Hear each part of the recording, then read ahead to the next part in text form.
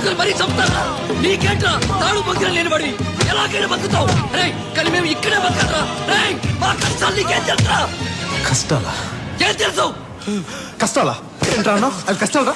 ఖరీదైన బైకులు తిరుగుతూ ఏసీ రూమ్ లో ఉంటూ వేలకు వేల రూపాయలు గుడ్డలు డిజైనర్ గుడ్లు వేసుకుని తిరుగుతూ రోజుకి 1000 రూపాయలు ఖర్చు పెట్టే నీకు కష్టాల గురించి మాట్లాడే హక్కు లేదు.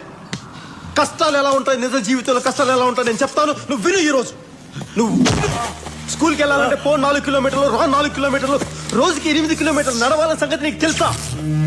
నాకు తెలుసు. అన్నం అంటే జొన్నన్నం తినాలని, వరన్నం 6 నెలలకి వండుకుంటారని, పరమాన్నం వండినప్పుడే పండుగ అంటారన్న విషయం నీకు తెలుసా? నాకు తెలుసు. ఆడుకోవాల్సిన పశు వయసులో సరైన వైద్యం అందుక బిడ్డలు చనిపోతారన్న విషయం నీకు తెలుసా? ఆకలేస్తే నేల వైపు, దాహం వేస్తే ఆకాశం వైపు చూసే మనుషులు ఇంకా బతుకున్నారు ఈ సమాజంలో. నువ్వు బతుకున్న ఈ సమాజం ఉన్నారని ఇంకా తెలుసా నీకు?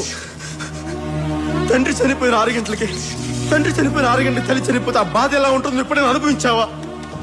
నేను అనుభవించాను.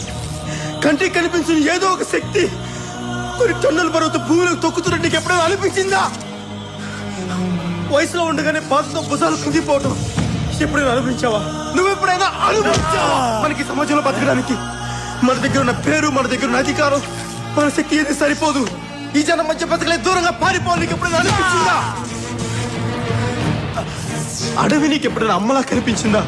తుపాకీ పట్టుకుంటే ధైర్యంగా ఉంటుంది నీకు ఎప్పుడైనా అనిపించిందా? బతకాలంటే ఇంకొకరిని చంపడం తప్ప మనం బతకలేమని అనిపించిందా? నాకు అనిపించింది. తుపాకీ పట్టాను, అడవిలోకి వెళ్ళాను, నక్సలైట్ అయ్యాను.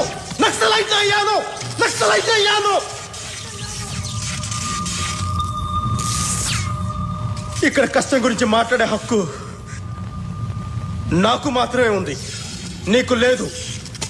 ఖచ్చితంగా నీకు లేదు.